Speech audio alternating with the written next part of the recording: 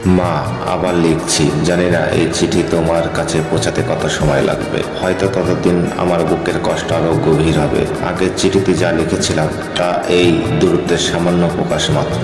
আসলে এই বিদেশের মাটিতে প্রতিটি দিন, প্রতিটি মুহূর্ত আমার কাছে একটা দীর্ঘশ্বাস। তুমি হয়তো ভাবছো এখানে আমার অভাব নেই, হয়তো ভাবছো তোমার ছেলে ভালো আছে, কিন্তু মা, তুমি কি জানো এখানে সব থেকেও কিছু নেই।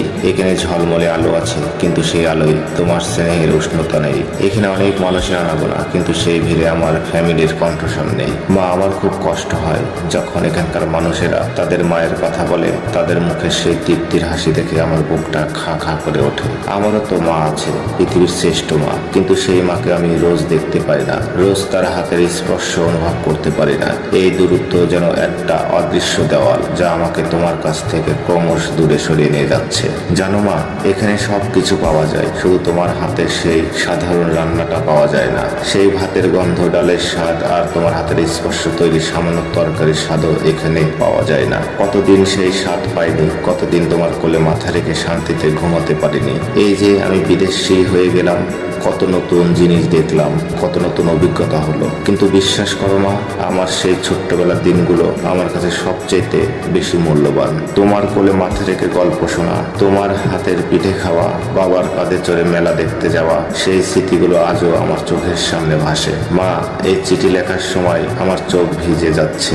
এখানকার দামি কাগজে আমার অশ্রু জলের দাগ পড়লে হয়তো এর কষ্ট আরো বাড়বে, কিন্তু এই কষ্ট সেই কষ্টের চেয়ে অনেক কম, যা আমি প্রতি মুহূর্তে অনুভব করি। তোমাকে কাছে না পাওয়ার কষ্ট। তুমি ভালো থেকো মা, নিজের শরীরের যত্ন নিও, বাবার খেয়াল রেখো। আমার জন্য ভেবো না, আমি একদিন ঠিক ফিরে আসবো। তোমার বলে মাথা রেখে আবার সেই পুরোনো দিনের গল্প করব। সেই দিনের অপেক্ষায় রইলাম। ভালো থেকো মা, এটি তোমার কষ্ট পাওয়া ছেলে।